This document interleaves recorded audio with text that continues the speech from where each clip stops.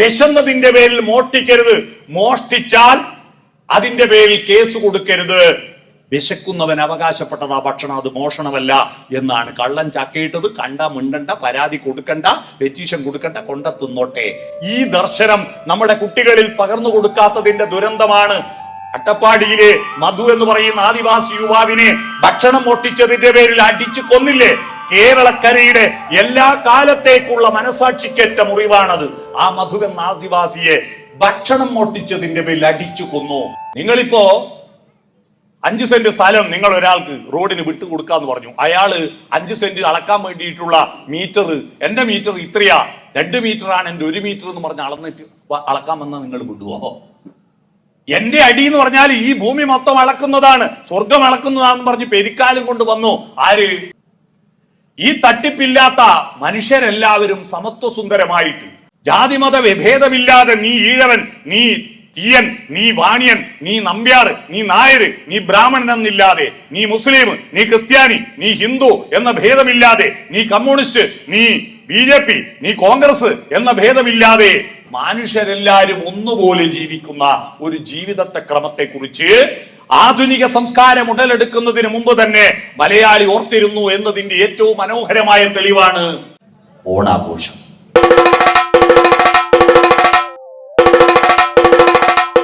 മനുഷ്യരുണ്ടാകുന്നതിന് മുമ്പ്, മനുഷ്യരുണ്ടായതിനു ശേഷമാണ് ഭാഷയുണ്ടായത്. ആ ഭാഷയുടെ അടിസ്ഥാനത്തിലാണല്ലോ സംസ്ഥാനങ്ങൾ ഉണ്ടാക്കിയത്. ഭാഷാ സംസ്ഥാനങ്ങൾ എന്നാ പറയും. എന്നാൽ കേരളത്തിൽ മലയാള ഭാഷയും കേരള ഭാഷയും ഉണ്ടാകുന്നതിന് മുമ്പ്, മലയാഴ്മയുണ്ടാകുന്നതിന് മുമ്പ് ഈ നാടിന് അതിർത്തി നിശ്ചയിച്ചത് പ്രകൃതിയാണ്. കിഴക്കു ഭാഗത്ത് മലയാണ്, സഹ്യപർവ്വത നിരകളാണ്.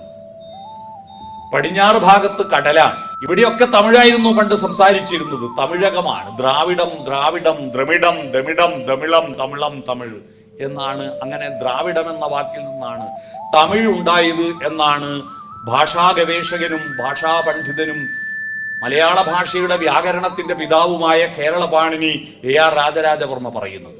തമിഴ് ഭാഷ കർണാടകത്തിലും തെലുങ്കാനയിലും ആന്ധ്രയിലും തമിഴ്നാട്ടിലും ഇവിടെയൊക്കെ ആ പഴയ തമിഴാണ്. പഴയ തമിഴ്, ചെന്തമിഴിന്റെ കൊടുന്തമിഴിന്റെ ഒരു പുരാതന രൂപമുണ്ട്, പഴന്തമിഴ്. പഴന്തമിഴ് എന്ന് കേട്ടിട്ടുണ്ടോ? മണിച്ചിത്രത്താഴ് സിനിമയിൽ പഴംതമിഴ് പാട്ടിഴയും ശ്രുതിയിൽ പഴയൊരു തമ്പുരു തേങ്ങി എന്ന പാട്ട് കേട്ടിട്ടില്ലേ? പഴന്തമിഴ്. ആ തമിഴിന്റെ കാലഘട്ടത്തിൽ പർവ്വതത്തിന് പറയുന്ന പേര് മലൈ എന്നാണ്. കടലിന് പറയുന്നത് കുഴിക്ക് അളം എന്ന് പറയും. മലയുടെയും അളത്തിന്റെയും മധ്യത്തിലുള്ള നാട് മലയള നാട് എന്ന് ചിലർ വ്യാഖ്യാനിക്കുന്നു. മലയിലുള്ള ആളുകളുടെ നാട് മലയാളന്മാരുടെ നാടാണ് മലയാള നാടായത് എന്ന് മറ്റു ചിലർ വ്യാഖ്യാനിക്കുന്നു. പക്ഷേ ഈ സംസ്ഥാനത്തിന്റെ അതിർത്തി നിശ്ചയിച്ചത് പ്രകൃതിയാണ്. കിഴക്ക് ഭാഗത്ത് മല, പടിഞ്ഞാറ് ഭാഗത്ത് കടൽ. ഈ മലയും കടലും കടന്നു വന്ന മനുഷ്യരാണ് കേരള ഭൂമിയുടെ സാംസ്കാരിക ഭൂമികയാക്കി വളർത്തിയെടുത്തതിൽ വളർച്ചയ്ക്കും തളർച്ചയ്ക്കും ഒക്കെ കാരണമായത്.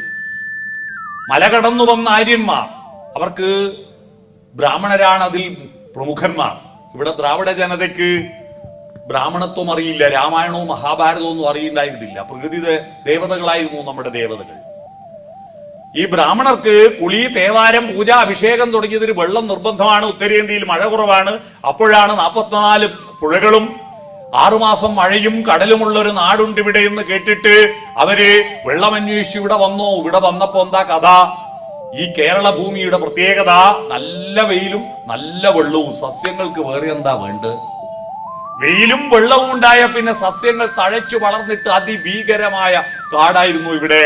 അതാണ് കന്യാകുമാരി ക്ഷിതിയാദിയായി ഗോകർണാന്തമായി തെക്കുവടക്കു നീളേ അന്യോന്യമമ്പാശിവർ നീട്ടിവിട്ട കണ്ണോട്ടമേറ്റുണ്ടൊരു നല്ല രാജ്യം എന്ന ആ കവിതയിൽ പറയുന്നത്, സർപ്പാധിവാസത്തിന് യോഗ്യമാമാരിപ്പാരിടം പണ്ട് പെരുത്തുകാലം മുൽപ്പാടു വള്ളിച്ചെടി മാമരങ്ങൾ നിൽപ്പായി നെടും കാട് പിടിച്ചിരുന്നു. ഭയങ്കര കാട്. ഈ കാട് വയക്കാൻ മഴുവില്ല, കൊടുവാളില്ല, കത്തിയില്ല, ഒന്നുമില്ല. മരങ്ങളും കല്ലുകളും മാത്രം ആയുധമാക്കിയിരിക്കുന്ന മനുഷ്യർക്ക് ഈ മരം മുറിക്കാൻ കഴിയുന്നില്ല. അതുകൊണ്ട് പലവട്ടം വന്നിട്ട് തിരിച്ചു പോയതിനു ശേഷം ഇരുമ്പ് കണ്ടുപിടിച്ചതിന് ശേഷമാണ് ഇവിടുത്തെ ദ്രാവിഡ ജനതയുടെ മേലെ അധിനിവേശത്തിന് ആര്യന്മാർക്ക് കഴിഞ്ഞത്. ഇരുമ്പ് കൊണ്ടൊരാൾ വന്നു, ഇരുമ്പിന്റെ ഒരു പത്തിയും മരത്തിന്റെ ഒരു തള്ളയിട്ടിട്ട് ചുമലിൽ വെച്ചിട്ട് ഒരാൾ വന്നോ, അതാണ് പരശുരാമൻ വന്നിട്ട് ഇവിടെ കാട് വൃത്തിയാക്കാൻ തുടങ്ങിയപ്പോഴാണ് ഇവിടെ അധിവാസം ആരംഭിച്ചത്. ആ വന്നവരുടെ ഭാഷ ആദ്യം പ്രാകൃതമായിരുന്നു, പിന്നെ സംസ്കരിച്ചത് സംസ്കൃതമായി. ആ സംസ്കൃതവും ഇവിടത്തെ പഴന്തമിഴും കൂടിക്കലർന്നിട്ടൊരു വെങ്കല ഭാഷയുണ്ടായി. ആ വെങ്കല ഭാഷയുടെ പേര് മണിപ്രവാളം എന്നാണ്. മണി എന്ന് പറഞ്ഞാൽ രത്നം, പ്രവാളം എന്ന് പറഞ്ഞാൽ പവിഴം. രത്നവും പവിഴവും കൂട്ടിക്കലർത്തിയതുപോലെ സംസ്കൃതമാകുന്ന രത്നവും കേരള ഭാഷയാകുന്ന ആ തമിഴും കൂട്ടിക്കലർത്തിയിട്ടൊരു ഭാഷയുണ്ടായി, മണിപ്രവാളം.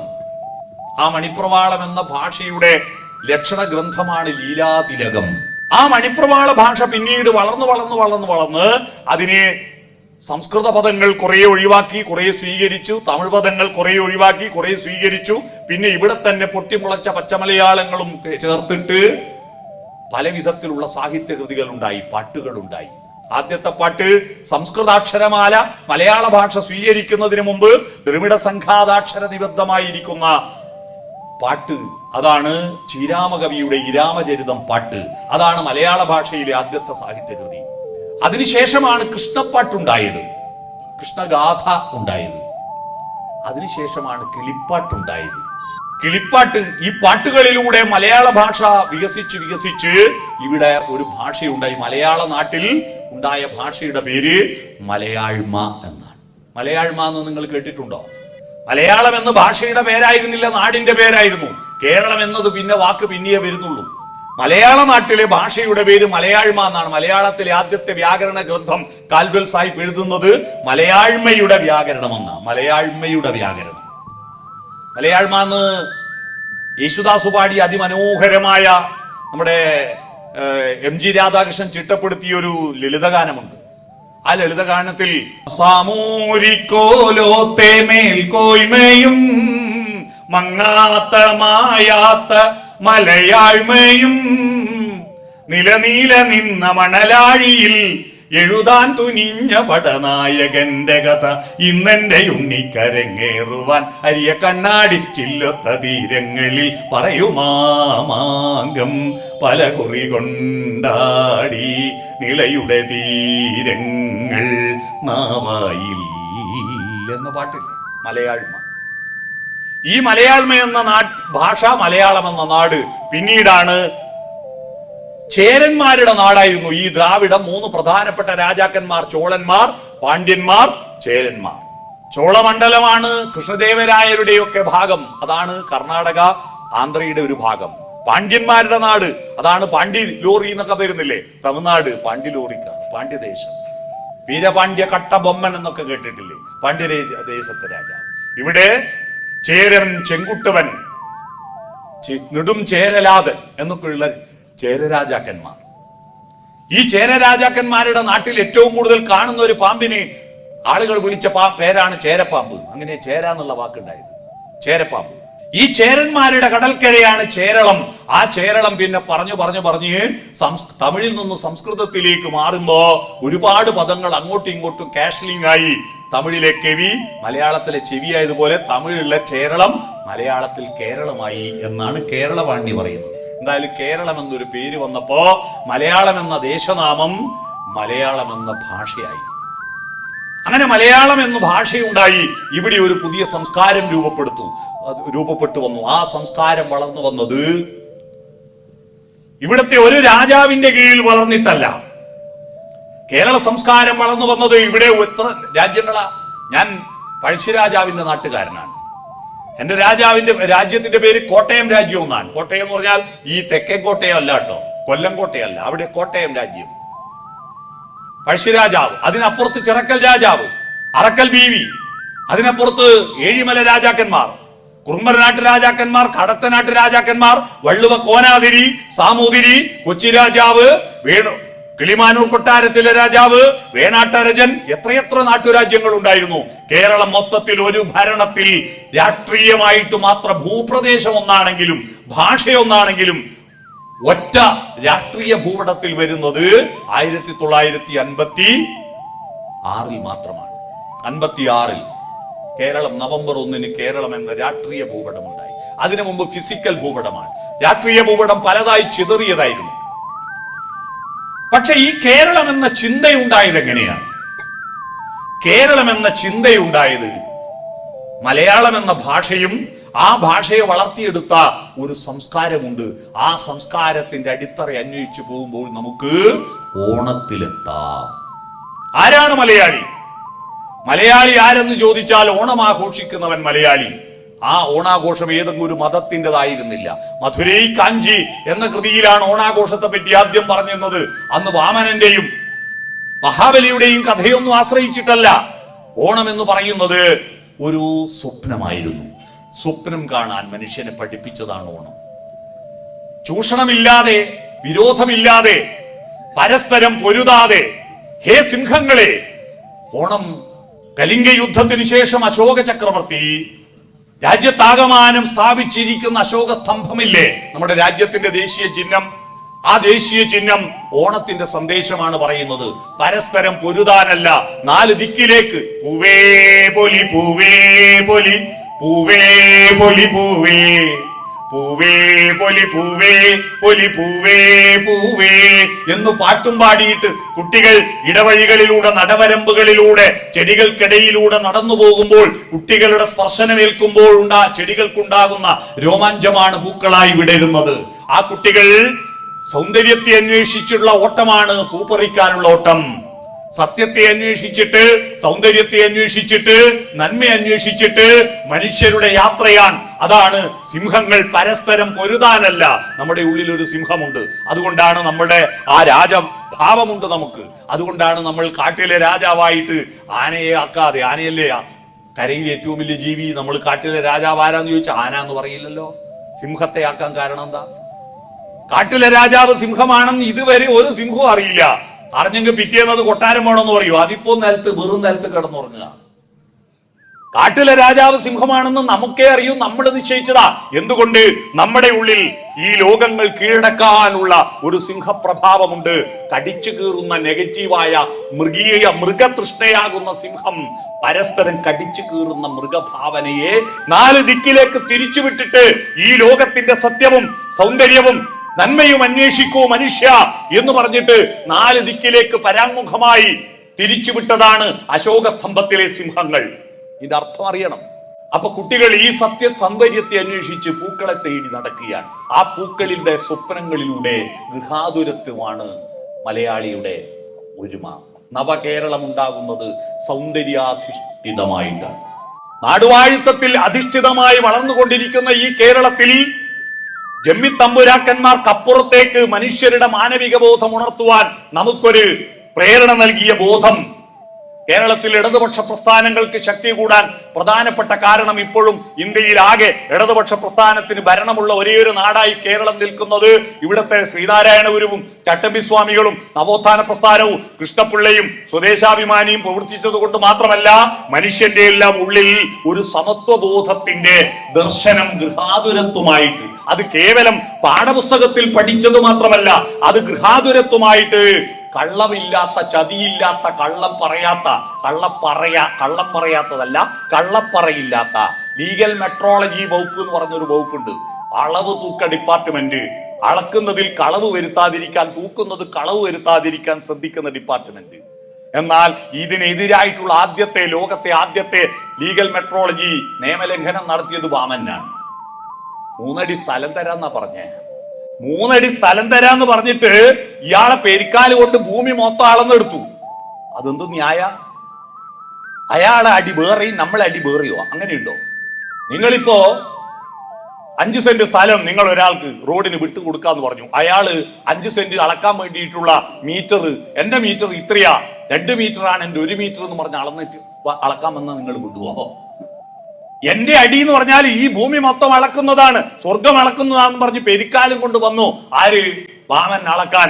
അന്ന് ലീഗൽ മെട്രോളജി വകുപ്പുണ്ടാകും. അന്ന് കേസെടുത്ത് ജയിലിലടക്കണ്ട വാമൻ. അന്നത്തെ ഏറ്റവും വലിയ അന്യായം എന്ന് പറയുന്നത് കള്ളപ്പറയായിരുന്നു.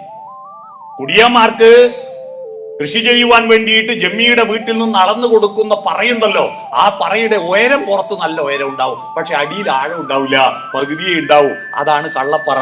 എന്നാൽ ഈ കൃഷി ചെയ്തിട്ട് തിരിച്ചിങ്ങോട്ട് അതിന്റെ നെല്ലും പൊലുവും അടക്കം തിരിച്ചളക്കുന്ന പറക്ക് നല്ല ആഴം ഉണ്ടാകും. അപ്പോ അങ്ങോട്ട് അളക്കുന്ന പറ ആഴം ഇല്ലാത്ത പറ, ഇങ്ങോട്ട് അളന്നു വാങ്ങുന്ന പറ ആഴമുള്ള പറ, അതാ കള്ളപ്പറ. മനസ്സിലായോ? ചെറുനാഴി, മുള കൊണ്ടുള്ള നാഴിയിൽ മേലത്തെ മുട്ടിന്റെ തൊട്ടു താഴെ മുറിച്ച മേലെ ഓട്ടയുണ്ടാവും, താഴത്തെ മുട്ടിന്റെ തൊട്ടു താഴെ മുറിച്ച താഴെ ഓട്ടയുണ്ടാവില്ല. അതാണല്ലോ നാഴി. എന്നാൽ അങ്ങോട്ട് അളന്നു കൊടുക്കുന്ന നാഴിയുടെ മുട്ട് നടുക്കുണ്ടാവുക എന്ന് പറഞ്ഞാൽ മേലത്തെ കുഴി പകുതി വലിയ ഉണ്ടാവും, ബാക്കി കുഴി താഴെ നിന്ന് മേലോട്ടാ. ആടെ അളക്കാൻ പറ്റൂലല്ലോ. എന്നാ ഇങ്ങോട്ട് അളന്ന് വാങ്ങുന്ന നാഴിയോ അടിയിലോളം കുഴി ഉണ്ടാവും. അതാ ചെറുനാഴി എന്ന തട്ടിപ്പ്. ഈ തട്ടിപ്പില്ലാത്ത മനുഷ്യരെല്ലാവരും സമത്വസുന്ദരമായിട്ട് ജാതിമത വിഭേദമില്ലാതെ, നീ ഈഴവൻ, നീ തീയൻ, നീ വാണിയൻ, നീ നമ്പ്യാർ, നീ നായർ, നീ ബ്രാഹ്മണൻ എന്നില്ലാതെ, നീ മുസ്ലിം, നീ ക്രിസ്ത്യാനി, നീ ഹിന്ദു എന്ന ഭേദമില്ലാതെ, നീ കമ്മ്യൂണിസ്റ്റ്, നീ BJP, നീ കോൺഗ്രസ് എന്ന ഭേദമില്ലാതെ മനുഷ്യരെല്ലാവരും ഒന്നുപോലെ ജീവിക്കുന്ന ഒരു ജീവിതത്തെ ക്രമത്തെ കുറിച്ച് ആധുനിക സംസ്കാരം ഉടലെടുക്കുന്നതിന് മുമ്പ് തന്നെ മലയാളി ഓർത്തിരുന്നു എന്നതിന്റെ ഏറ്റവും മനോഹരമായ തെളിവാണ് ഓണാഘോഷം. നല്ലോണമാണ് ആ ഓണാഘോഷം. ഈ ഓണക്കാലത്തെങ്കിലും വയറ് നിറച്ച് ഭക്ഷണം കഴിക്കും, നല്ലോണം ഭക്ഷണം, നല്ലോണം വസ്ത്രം, നല്ലോണം ആനന്ദം. തുലാഭാരം എന്ന് പറയുന്ന ഒരു പഴയ സിനിമ കണ്ടിട്ടുണ്ടോ നിങ്ങൾ? നസീറും ശാരദയും അഭിനയിച്ചത്. KPSCയുടെ തുലാഭാരം എന്ന നാടകമാണ് സിനിമയാക്കി മാറ്റിയത്. അതില് ഒരു കുട്ടി പറന്നതിന് ശേഷമുള്ള ആദ്യത്തെ ഓണത്തിന് കുട്ടിക്കൊരു പായസം വെക്കാൻ, കുട്ടിക്കൊരു കുപ്പായം വാങ്ങിക്കൊടുക്കാൻ കയ്യിൽ കാശില്ല. ടയർ ഫാക്ടറിയിൽ ബോണസ് കിട്ടുമെന്ന പ്രതീക്ഷയിൽ ചെന്നു നോക്കുമ്പോ ഫാക്ടറിയിൽ ബോണസ് ഇല്ലെന്ന് മാത്രമല്ല, അമ്മാസത്തെ കൂലിയുമില്ല, പണിയുമില്ല. ഫാക്ടറി പൂട്ടി മുതലാളി സ്ഥലം വിട്ടിരിക്കുന്നു. വെറും കൈയോടെ വീട്ടിലേക്ക് ദുഃഖ നിമഗ്നനായിട്ട് വരുമ്പോ ഭാര്യ കുട്ടിയെ തൊട്ടിലിട്ട് പാടുന്ന താരാട്ടുപാട്ട് ഓർമ്മയുണ്ടോ നിങ്ങൾക്ക്? ഭർത്താവ് ഓണവിഭവങ്ങളുമായി വരുമെന്ന പ്രതീക്ഷയിൽ ഈ ഭാര്യ ശാരദ കുട്ടിയെ തൊട്ടിലിട്ട് പാടുക, ഓമനത്തിങ്കളിനോണം പിറക്കുമ്പോൾ താമരക്കുമ്പിൽ പനിനീര്. അപ്പൊ ഭർത്താവിന്റെ മറുപടി, ഓണം പിറന്നാലും ഉണ്ണി പിറന്നാലും ഓരോ കുമ്പിൽ കണ്ണീര്, മണ്ണിലോരോ കുമ്പിൽ കണ്ണീര്. എന്നിട്ടും ഭാര്യ വിടുന്നില്ല, പിന്നെയും സ്വപ്നങ്ങൾ മെനയുന്നു. വൃശ്ചിക മാസത്തിൽ മാനത്തെ കുഞ്ഞിന് വെള്ളോട്ട് പാത്രത്തിൽ പാൽ കഞ്ഞി. അപ്പൊ ഭർത്താവിന്റെ മറുപടി, കണ്ണീരുപ്പിട്ട് കാണാത്ത വറ്റിട്ട് കർക്കിടകത്തിൽ കരിക്കാടി, കർക്കിടകത്തിൽ കരിക്കാടി. സ്വപ്നവും യാഥാർത്ഥ്യവും തമ്മിൽ ഒരു ബന്ധവുമില്ല. എന്തുണ്ട് സൊല്യൂഷൻ? തൊട്ടിലിൽ കിടക്കുന്ന കുട്ടിയിൽ പ്രതീക്ഷയർപ്പിച്ചുകൊണ്ട് ആ അമ്മ പാടി, മോനെ ഒന്നുറങ്ങൂ ഒന്നുറങ്ങൂ, പൊന്നുഷസ് കണി കണ്ടുണരാൻ, ഒന്നുറങ്ങൂ, ഒരു പുതിയ പൊന്നുഷസ് കണി കണ്ടുണരാൻ. ഉറങ്ങി ഉണർന്നവനാണ് നെയ്യാറ്റിൻകരയിലെ സ്വദേശാഭിമാനി രാമകൃഷ്ണപിള്ള. ആ പൊന്നുഷസ് കണി കണ്ടുണർന്നവരാണ് കേരളത്തിലെ നവോത്ഥാന നായകന്മാർ. ആ പൊന്നുഷസ് അവർ കണി കണ്ടപ്പോഴാണ് നമുക്ക് ചൂഷണമില്ലാത്ത നവകേരളം ഉണ്ടായത്. ആ നവകേരളത്തിന്റെ ഭൗതിക സമ്പത്ത് വളർന്നു. ഇന്ന് പട്ടിണിയില്ല. ഇന്ന് ഓണം എന്ന് പറയുന്നത് പ്രത്യേകമായതല്ല. എല്ലാ ദിവസവും വയറ് നിറച്ചു ഭക്ഷണം കഴിക്കുന്നുണ്ട്. പിന്നെ ഓണത്തിന് എന്താ പ്രത്യേകത? സാധാരണയിൽ കൂടുതൽ ഓണത്തിൽ ഇങ്ങനെ ഒരുപാട് ആളുകൾ മാർക്കറ്റിൽ നിന്ന് സാധനം വാങ്ങി പോകുന്ന കാണുമ്പോൾ ഞാൻ ഇപ്പോഴും എനിക്ക് മറുപടി കിട്ടാത്തത്, ഇവരൊന്നും സാധാരണ വയറ് നിറയെ തിന്നാറില്ലേ? ഓണത്തിന് ഡബിൾ വയറ് തിന്നാൻ പറ്റുമോ? ഒരുപാട് ഉണ്ടാക്കിയിടും, എന്നിട്ട് തിന്നാൻ പറ്റാതെ ഓണം കഴിഞ്ഞാല് ലോഡിങ്. രാത്രി 9-10 മണിയാവുമ്പോ സ്ത്രീകൾക്ക് ഒരു പണി എന്താ? ലോഡിങ് ആണ്. മേലത്തെ ഡോറിലും താഴത്തെ ഡോറിലും ഫ്രിഡ്ജിന്റെ അകത്ത് പഴയത് മുഴുവൻ ലോഡിങ് ആണ്. ഇനി ഇന്ന് മുതൽ ഓണം കഴിഞ്ഞ് അവിട്ടവും കഴിഞ്ഞ് ചതയം പൂരിട്ടാതി ഉത്തട്ടാതി രേവതി വരെ പഴയത് ചൂടാക്കി തിന്നല മിക്ക വീട്ടിലും ഇപ്പോ. അല്ലേ? ഇതാണ് ഓവർ തിന്നുക. ഇന്ന് എല്ലാ ദിവസവും ഓണാ. ഇന്ന് പട്ടിണിയില്ല, വസ്ത്രമില്ലാത്ത അവസ്ഥയില്ല, വീടുണ്ട്. പിന്നെ എന്താ ഓണം? ഇന്ന് ഇതൊക്കെ ആയപ്പോ, ഭൗതിക സുഖ സൗകര്യങ്ങൾ വളർന്നപ്പോ, ഓണത്തിന്റെ എങ്ങനെയാണ് നമുക്കിത് വഴി വന്നത്? ആ സമത്വ സുന്ദരമായ ലോകത്തിന്റെ സന്ദേശവും ആ ആർദ്രത പൂക്കാലത്തിന്റെ വസന്തവും നഷ്ടപ്പെട്ടു പോകുന്നു.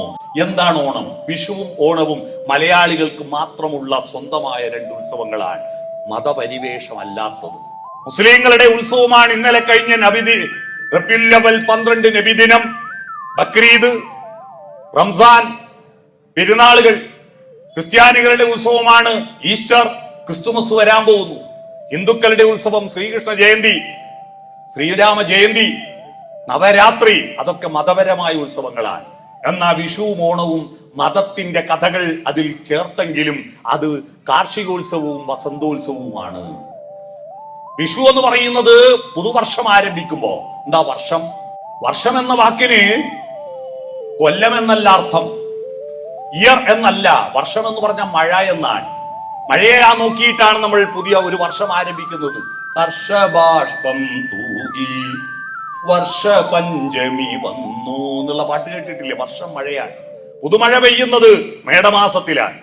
ആ പുതുമഴ പെയ്യുമ്പോൾ വിത്തും കൈക്കോട്ടും എടുത്തിട്ട് കർഷകർ വയലിലേക്ക് ഓടും, വയൽ കളച്ചിട്ട് ആ വിത്തിടാൻ വേണ്ടിയിട്ട്. അതാ വിഷുപക്ഷിയുടെ പാട്ട്, വിത്തും കൈക്കോട്ടും, വിത്തും കൈക്കോട്ടും. അന്ന് വയലിൽ യൂറിയും പൊട്ടാഷും ഫോസ്ഫറസും ഒന്നും ഇല്ല, വൃക്ഷത്തിന്റെ ഇലകളാണ് അന്ന് വളമായിട്ടിടുക. അതുകൊണ്ട് വൃക്ഷത്തിന്റെ ഇലകൾ കൊഴിച്ചെടുക്കാൻ വേണ്ടിയിട്ട് അച്ഛൻ കൊമ്പത്ത്, വയൽ വൃത്തിയാകാൻ അമ്മ വരമ്പത്ത്, വീട്ടിൽ ആളില്ല കള്ളം മുറ്റത്ത്, പാടി ചെമ്പത്ത്. കള്ളം വന്നത് എന്തിനാ? കള്ളം വന്നത് സ്വർണവും വെള്ളിയൊന്നും മോട്ടിക്കാനല്ല. അന്ന് കോയിൻസും ഇല്ല, 500 നോട്ടും ഇല്ല. ഇനി എന്തിനാ കള്ളം വരുന്നത്? ആകെ മോട്ടിക്കാൻ പ്ലാവിലെ ചക്കയാണ് മോട്ടിക്കാനുള്ളത്. ആ ചക്ക മോട്ടിക്കുമ്പോൾ ഉള്ള പ്രശ്നം എന്താ? കള്ളൻ ചക്കേട്ടു, കണ്ട മിണ്ടണ്ട, കൊണ്ട തിന്നോട്ടെ. ഇതിലൊരു ധാർമ്മികതയുണ്ട്. നമ്മുടെ ധാർമ്മികതയുടെ അടിത്തറ എവിടെ ആരംഭിക്കുന്നത്? വിശന്നതിന്റെ പേരിൽ മോഷ്ടിക്കരുത്, മോഷ്ടിച്ചാൽ അതിന്റെ പേരിൽ കേസ് കൊടുക്കരുത്. വിശക്കുന്നവൻ അവകാശപ്പെട്ടത് ആ ഭക്ഷണം, അത് മോഷണമല്ല എന്നാണ്. കള്ളൻ ചക്കയിട്ടത് കണ്ട മിണ്ടണ്ട, പരാതി കൊടുക്കണ്ട, പെറ്റീഷൻ കൊടുക്കണ്ട, കൊണ്ട തിന്നോട്ടെ. ഈ ദർശനം നമ്മുടെ കുട്ടികളിൽ പകർന്നു കൊടുക്കാത്തതിന്റെ ദുരന്തമാണ്. അട്ടപ്പാടിയിലെ മധു എന്ന് പറയുന്ന ആദിവാസി യുവാവിനെ ഭക്ഷണം മോഷ്ടിച്ചതിന്റെ പേരിൽ അടിച്ചു കൊന്നില്ലേ? കേരളക്കരയുടെ എല്ലാ കാലത്തേക്കുള്ള മനസാക്ഷിക്കേറ്റ മുറിവാണത്. ആ മധു എന്ന ആദിവാസിയെ ഭക്ഷണം മോഷ്ടിച്ചതിന്റെ പേരിൽ അടിച്ചു കൊന്നു. എന്തുകൊണ്ടാ കൊന്നത്? നവകേരളത്തെ സൃഷ്ടിക്കുന്നതിൽ വിക്ടർ ഹ്യൂഗോവിന്റെ പാവങ്ങൾ എന്ന നോവല് വായിച്ച ഒരു കുട്ടി പോലും ആ അടിച്ചു കൊന്ന പ്രതികളുടെ ലിസ്റ്റിൽ ഉണ്ടായിരുന്നില്ല. ഒരു കുട്ടി പോലും വിഷുപക്ഷിയുടെ പാട്ടിന്റെ അർത്ഥം ഭക്ഷണം, വിശക്കുന്നവന് ഭക്ഷണം മോഷ്ടിച്ച കേസ് കൊടുക്കരുതെന്ന വിഷുപക്ഷിയുടെ പാട്ടിന്റെ അർത്ഥം പറഞ്ഞു കൊടുത്തില്ല. നവകേരളം ഉണ്ടാവണമെങ്കിൽ പണ്ടൊരു നവം ഉണ്ടാക്കിയത് കൊണ്ട് എപ്പോഴും നവം നവമായിട്ടുണ്ടാവില്ല. അത് നവം നവങ്ങളായി പുനഃസൃഷ്ടിച്ചു കൊടുക്കാൻ നമ്മൾ ഏറ്റെടുക്കണം. അപ്പോഴേ നവകേരളം ഉണ്ടാവും.